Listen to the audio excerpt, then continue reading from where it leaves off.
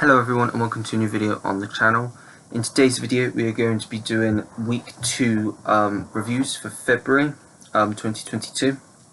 So these are all the films that I watched from the 9th of February all the way up to the 12th. There are only 5 films to talk about this week. Didn't get a lot watched in that week. February was an up and down month. I'll say all in all, I didn't watch as much as I'd hoped to in the last month, but I'm hoping to watch a bit more this month.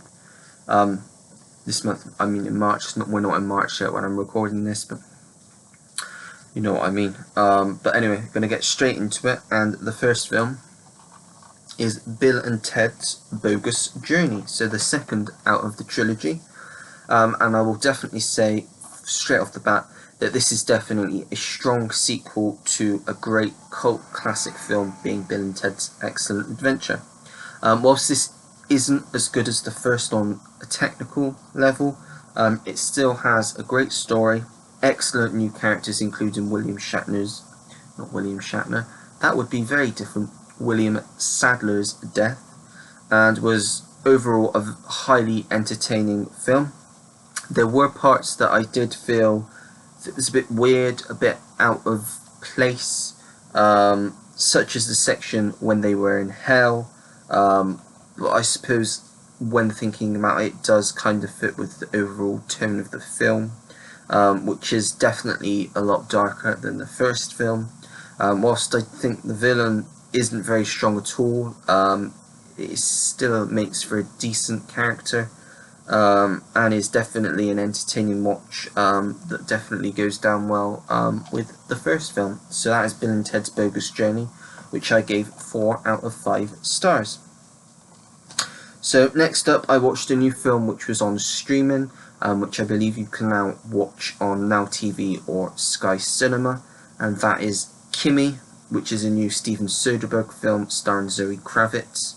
And this, I will say, was definitely a surprising film, and I wasn't expecting too much from it just based off of the trailer and the synopsis alone, but I will say it was definitely a really enjoyable thriller, and you should definitely, it's a film you definitely need to stick with because it is quite slow to start with, but it does definitely pick up, and it really shows just how much we rely on technology in today's society, how much it plays a part, like a big part in our lives. I think Zoe Kravitz gives a very intense performance, I would say. She plays an agoraphobic who works for a tech company, and she basically has to listen to audio from what they call a Kimi device, which is like our Echoes, Amazon Echoes, and she's got to try and do this just to improve them, to like, so people they understand people more, I guess. And whilst doing this, she hears something dangerous, something that happens in this that she's not quite sure of, and she's quite scared of, shall we say, and she's got to do something about it, basically. And it was very tense. It picked up and was very fast paced. Once I'd say it hit the half-an-hour mark. It's not a very long film. It has short run time. I think it's about an hour and a half, which definitely suits this type of film, and it has a very satisfying payoff at the end. So it's a highly entertaining film, and it's one that I hope gets a physical release. Don't know whether it will, but if it does, definitely be picking this up, probably day one, because I can only imagine it getting a Blu-ray, which is £15, which definitely I'd pick up on day one for a rewatch in the future. So that was Kimi, which I gave 4 out of 5 stars. Now next up, I fancied watching a biopic, and this one had caught my eye a few times, so I decided to watch it, and that is The Infiltrator. Now, I will say straight off, I think Bryan Cranston is a criminally underrated actor. Most people only compare, like, when they look at his work, it's mainly Breaking Bad, but he's done a lot of great films, and everything I've seen him in, he always brings his all, and this is definitely no exception.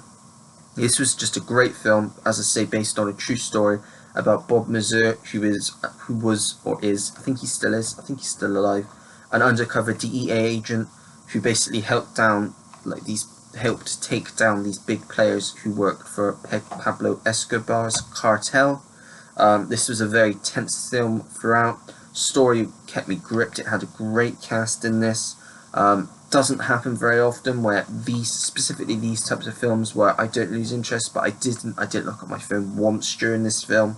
I definitely think this is a very underrated film, and it definitely is a film that I think deserves more appreciation than it gets.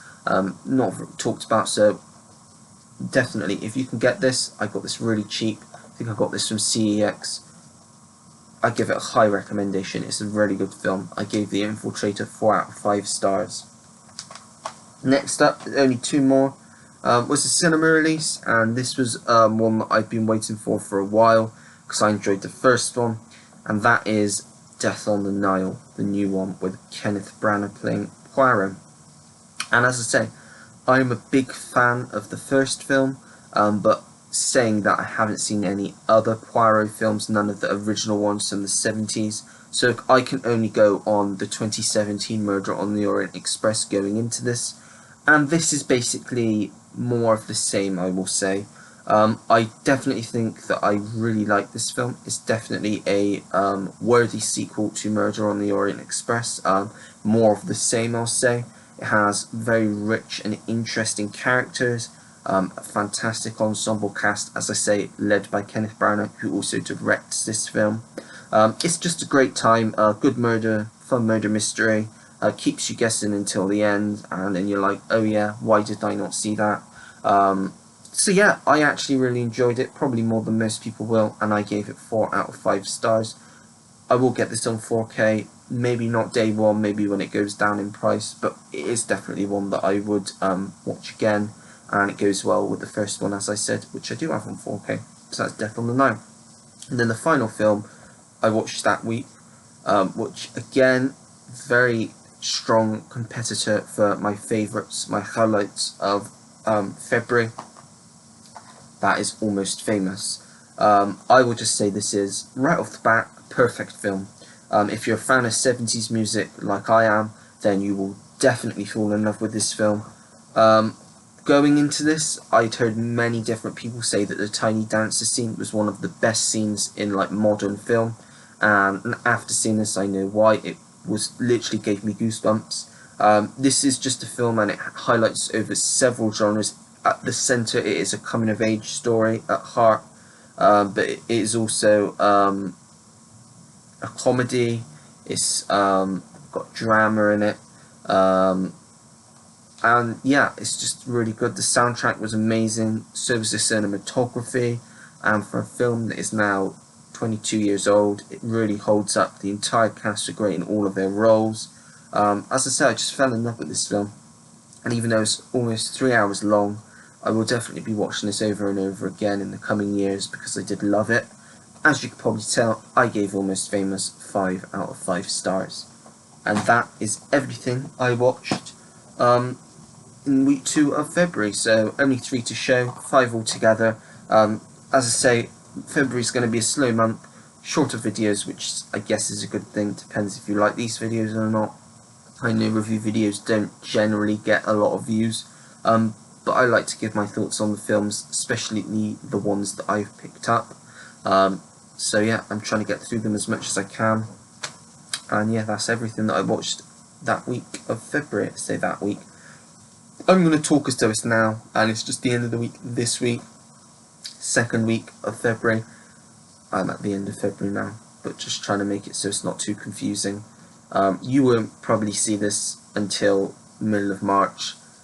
I think, all being well, this should go up in the middle of March, so let me know if you are seeing this in the middle of March. It should be. I'm going to try and schedule it for them every Tuesday, as I say, so you've got solid content every week. But yeah, that is it. So I hope you liked the video. If you did, don't forget to give it a like down below. Don't forget to subscribe if you want to see more videos like this, and turn your notification bell on so you know when I have a new video uploaded onto the channel. Comment down below anything and everything. I get back to anyone that takes the time to leave me a comment. Have you seen any let me get my words out, sorry. Have you seen any of the films that I've watched this week? If so, let me know your thoughts on them. Are there any that you're interested in watching? Let me know. Anything. And that is it. So until next time, everyone, take care. Goodbye.